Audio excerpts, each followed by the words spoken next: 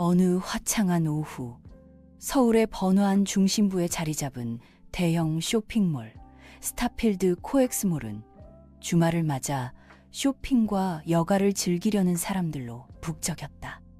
그곳에는 최신 유행의 옷, 반짝이는 장신구, 그리고 고급스러운 레스토랑들이 즐비해 마치 모든 욕망이 충족될 수 있는 화려한 세상과 같았다. 그 속에서 유독 눈에 띄는 한 사람이 있었으니 바로 75세의 박 할머니였다. 박 할머니는 세월의 흔적이 고스란히 담긴 낡은 한복을 입고 다라해진 고무신을 신은 채 거대한 쇼핑몰 안에서 어쩔 줄 몰라 하며 서 있었다. 그녀의 손에는 정성스레 쓴 실을 엮은 낡은 시집 한 권이 소중히 들려 있었다. 복잡한 구조와 화려한 장식, 그리고 수많은 인파 속에서 길을 잃은 그녀는 마치 거대한 미로에 갇힌 듯 보였다. 할머니는 아들에게 전화를 걸어 도움을 청하고 싶었지만 오래된 휴대전화는 이미 배터리가 다 닳아 꺼진 지 오래였다. 망설임 끝에 그녀는 인포메이션 센터로 다가가 직원에게 조심스럽게 부탁했다. 죄송하지만 전화 한 통만 빌릴 수 있을까요? 아들에게 연락해야 하는데 전화기가 꺼져서요. 인포메이션 센터에서 근무하는 최수영은 25살의 젊고 아름다운 여성이었다. 그야말로 도시적이고 화려한 쇼핑몰의 분위기와 완벽하게 어울리는 사람이었다. 하지만 그녀의 차가운 눈빛은 낡은 한복 차림의 박 할머니와는 어딘가 어울리지 않는 듯 보였다. 최수영은 박 할머니를 위아래로 훑어보며 귀찮다는 듯 한숨을 내쉬었다. 할머니, 여기는 전화 빌려주는 곳이 아니에요. 그리고 요즘 같은 시대에 누가 전화기를 충전도 안 하고 다녀요. 그녀의 목소리에는 차가움과 냉소가 가득했다. 마치 박 할머니의 부탁이 그녀의 평온한 오후를 방해하는 성가신 일처럼 느껴지는 듯했다. 그렇지만 아들이 기다리고 있어서 꼭 연락을 해야 하는데, 박 할머니는 애원하듯 말했지만 최수영은 여전히 냉담한 표정이었다.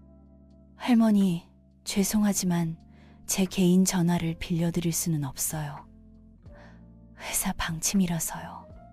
다른 곳에서 알아보세요. 그녀는 더 이상 박 할머니와 대화하고 싶지 않다는 듯 고개를 돌려 컴퓨터 화면에 집중했다. 박 할머니는 실망감과 막막함에 휩싸였다. 마치 자신이 이 화려한 공간에 어울리지 않는 불필요한 존재가 된 것만 같았다. 그때 근처를 지나가던 65세의 김 할머니가 이 모습을 목격했다. 김 할머니는 박 할머니와 같은 동네에 사는 넉살 좋고 마음씨 고운 이웃이었다. 그녀는 박 할머니를 알아보고는 얼른 다가가 최수영에게 따지기 시작했다. 아니, 젊은 양반, 어르신이 전화 한 통 쓰겠다는데 그렇게 매정하게 굴 건 뭐람. 요즘 젊은이들은 정이 없어, 정이. 김 할머니의 우렁찬 목소리가 쇼핑몰 안에 울려 퍼졌다. 아니, 할머니, 이건 회사 방침이라 어쩔 수 없다고요.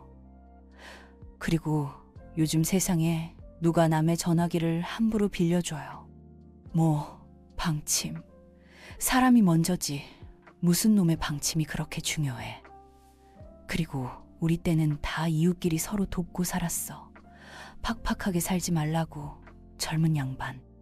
김 할머니는 굽힐 줄 모르고 계속해서 최수영을 나무랐다.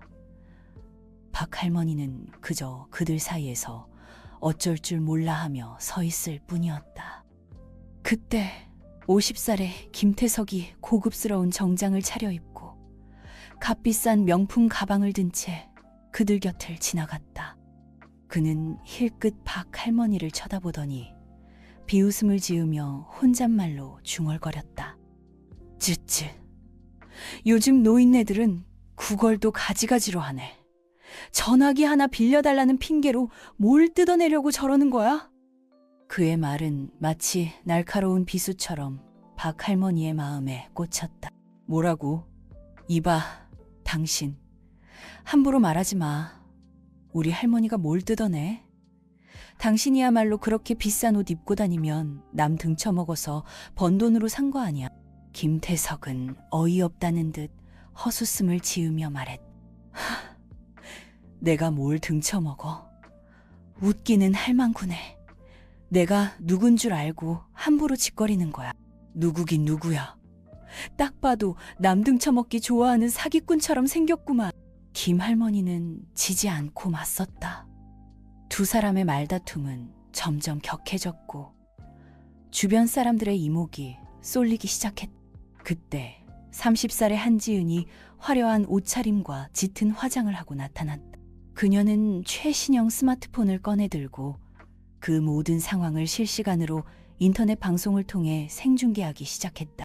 여러분, 지금 제 눈앞에 엄청난 광경이 펼쳐지고 있어요. 낡은 옷차림의 할머니가 젊은 여자한테 전화기를 빌려달라고 떼를 쓰고 있네요. 근데 저 할머니 아무래도 정상은 아닌 것 같아요. 딱 봐도 사연 있어 보이지 않나요? 여러분도 그렇게 생각하시죠? 그녀는 카메라를 박 할머니에게 들이대며 조롱 섞인 말투로 말했다.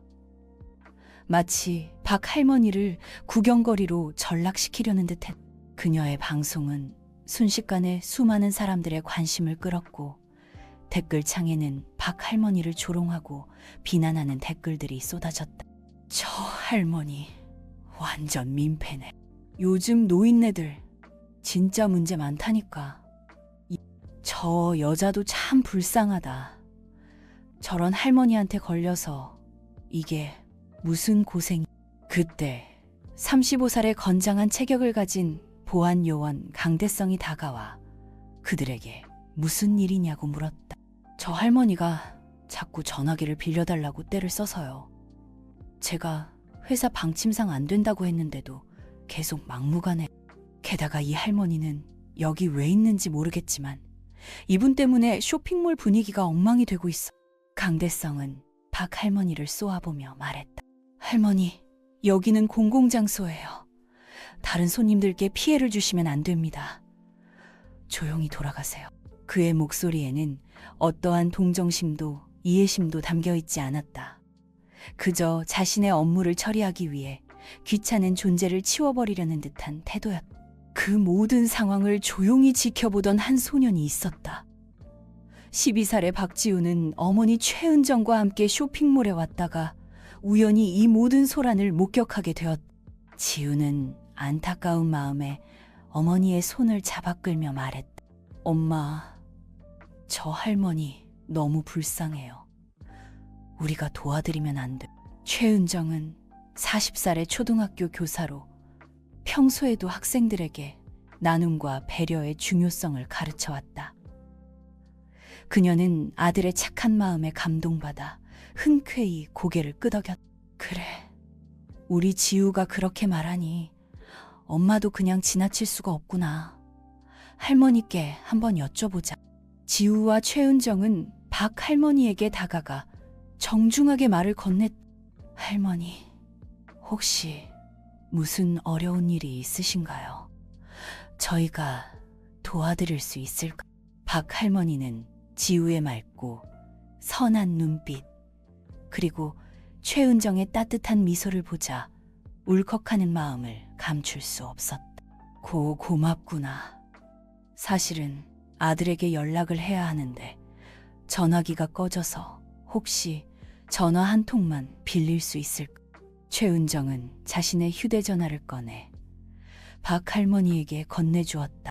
그럼요, 할머니. 제 전화기 쓰세요. 편하게 통화하세요. 박 할머니는 떨리는 손으로 전화번호를 눌렀다. 신호음이 몇 번 울리고 곧 아들의 목소리가 들려왔다. 여보세요? 엄마, 웬일이야? 무슨 일 있어? 아들, 나야. 엄마, 지금 코엑스에 있는데 길을 잃었어. 박 할머니는 울먹이며 말했다.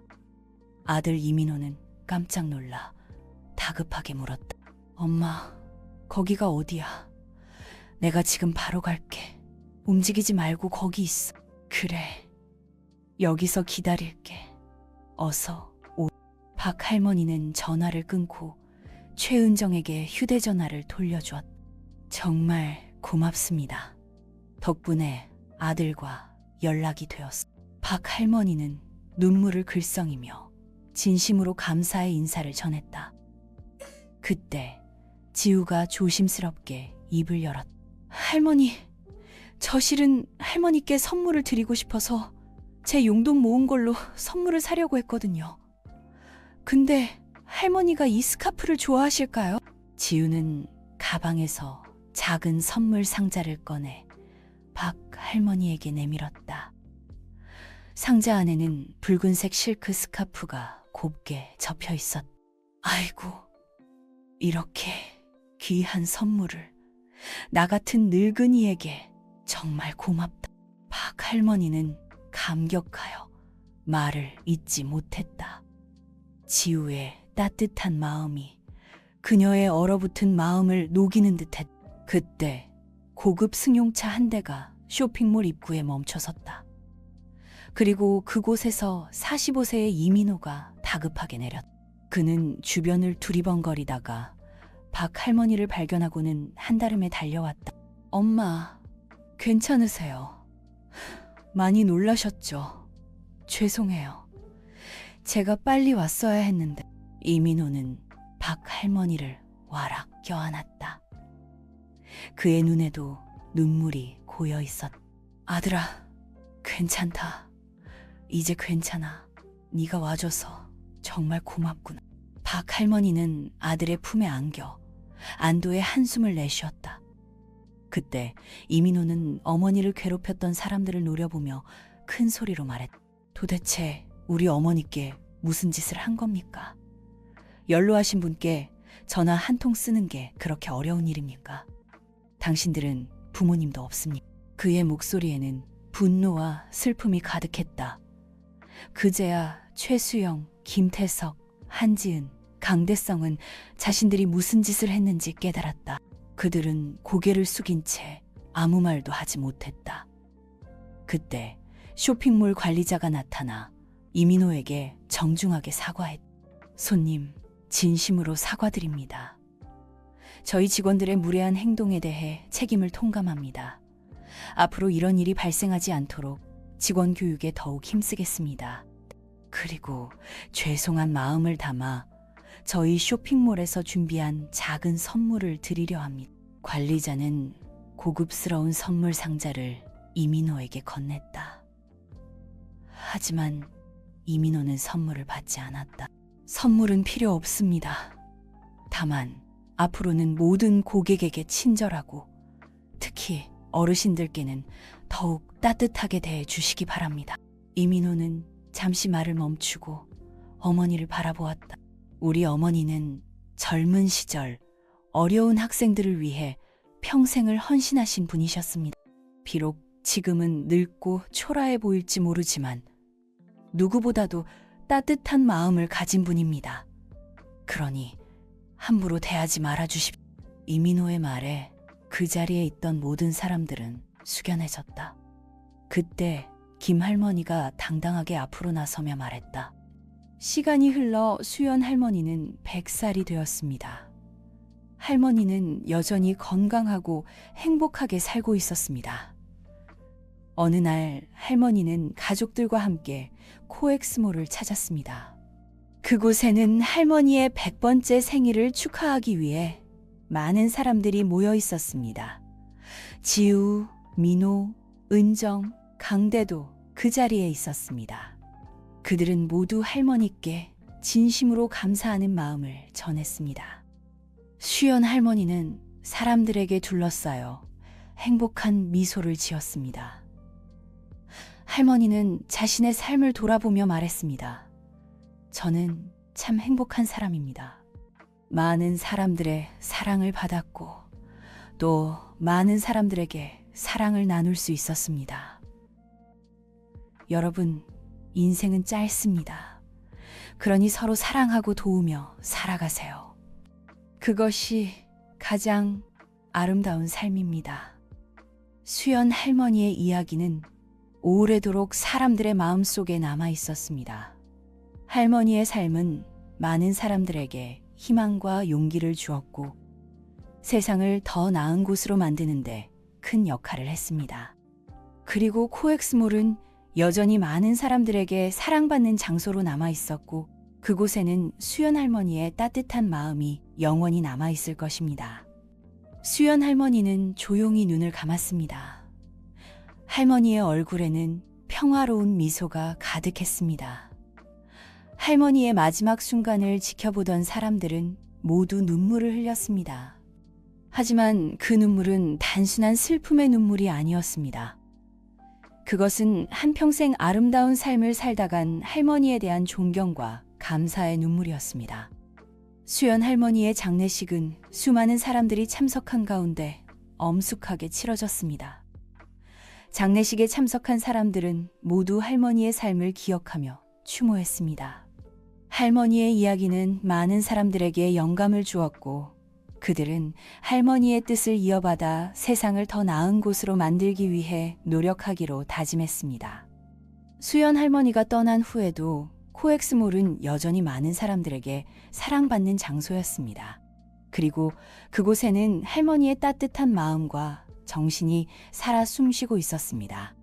사람들은 코엑스몰을 찾을 때마다 할머니의 이야기를 떠올렸고 그 이야기는 그들에게 큰 힘과 위로가 되었습니다.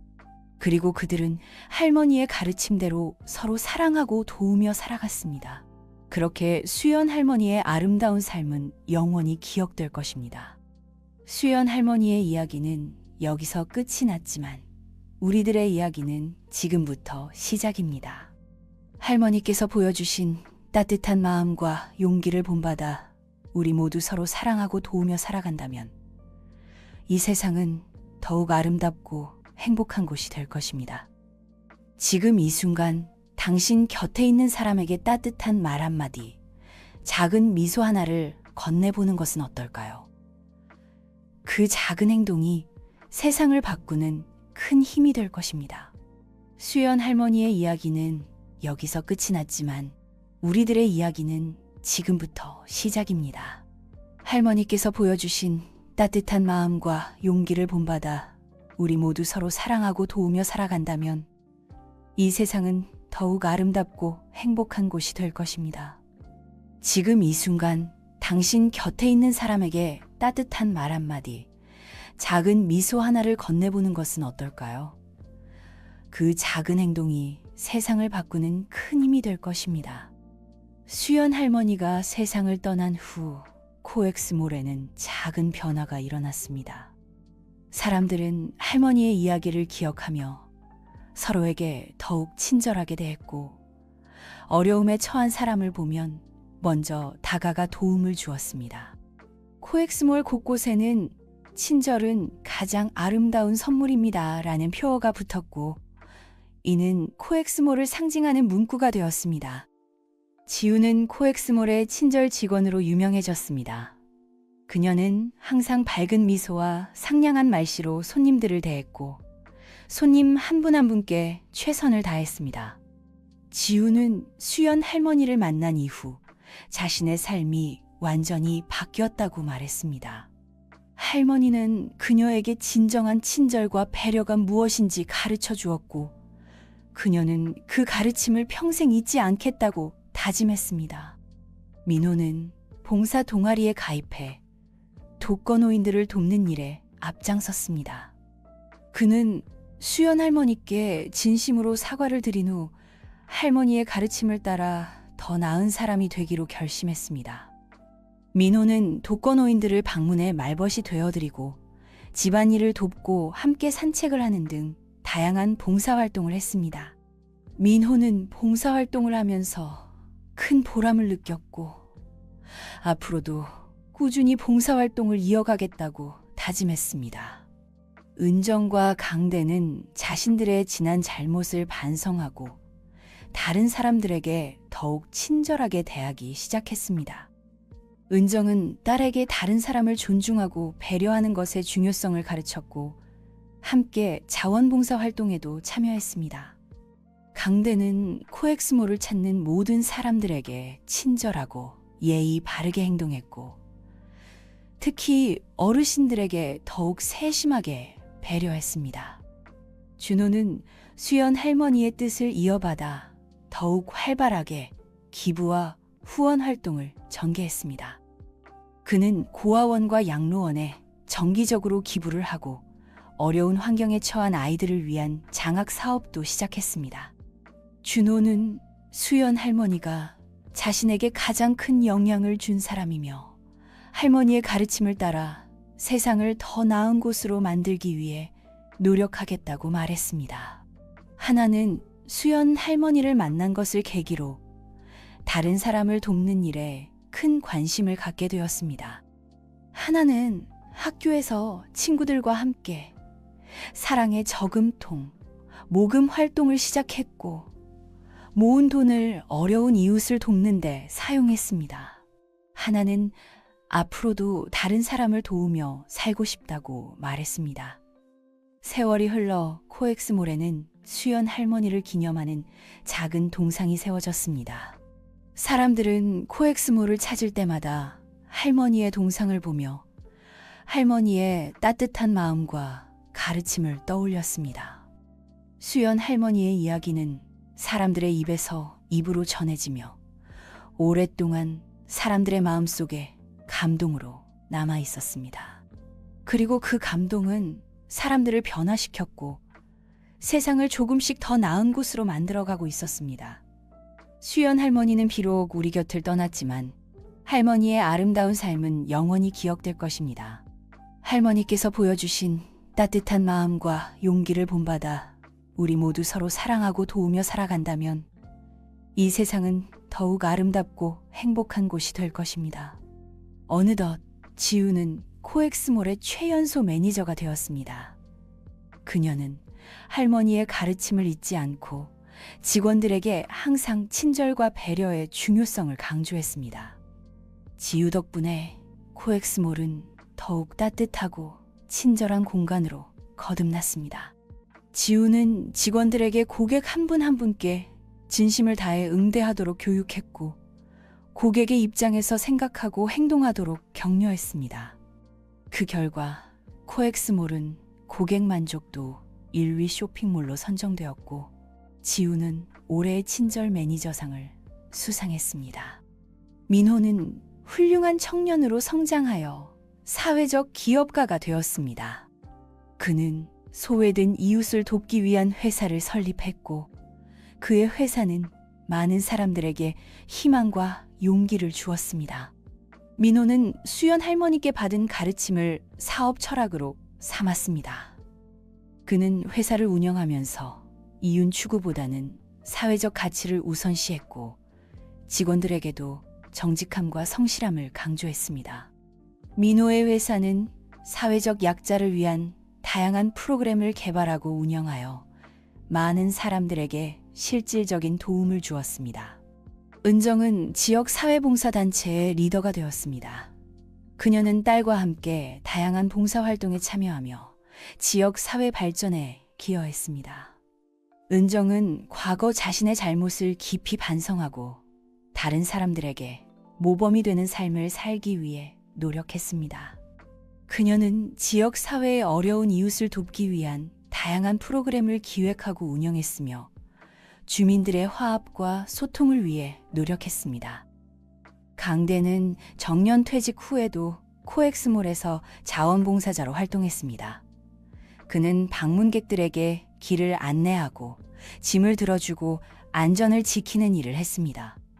강대는 수연 할머니께 진심으로 사과를 드린 후 할머니의 가르침을 따라 다른 사람들에게 친절을 베풀며 살았습니다.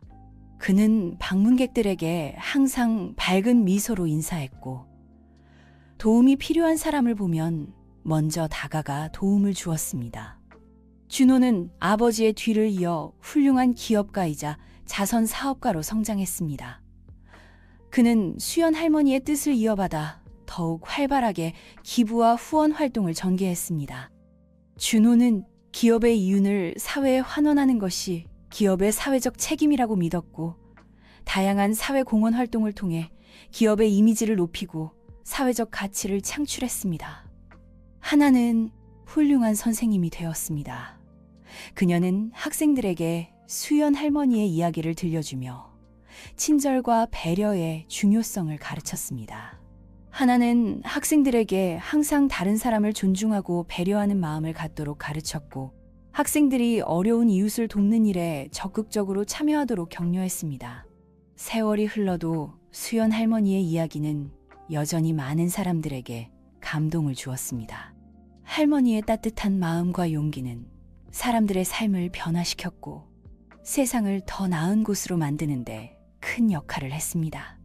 어느 날 코엑스몰에서 특별한 행사가 열렸습니다. 바로 수연 할머니의 이야기를 담은 영화 시사회였습니다. 영화는 할머니의 삶과 가르침을 감동적으로 그려냈고 많은 사람들에게 큰 감동을 주었습니다. 영화 상영이 끝난 후 관객들은 모두 일어나 기립박수를 쳤습니다. 그 박수는 수연 할머니의 아름다운 삶에 대한 존경과 감사의 표시였습니다. 영화를 본 사람들은 모두 큰 감동을 받았습니다. 그들은 할머니의 삶을 통해 진정한 행복과 가치가 무엇인지 다시 한번 생각하게 되었습니다. 그리고 그들은 할머니의 가르침대로 서로 사랑하고 도우며 살아가기로 다짐했습니다. 수연 할머니의 이야기는 영화뿐 아니라 책, 연극, 뮤지컬 등 다양한 형태로 만들어져 더욱 많은 사람들에게 알려졌습니다. 할머니의 이야기는 국경을 넘어 전 세계 사람들에게 감동을 주었고 세상을 더 나은 곳으로 만드는 데 큰 역할을 했습니다.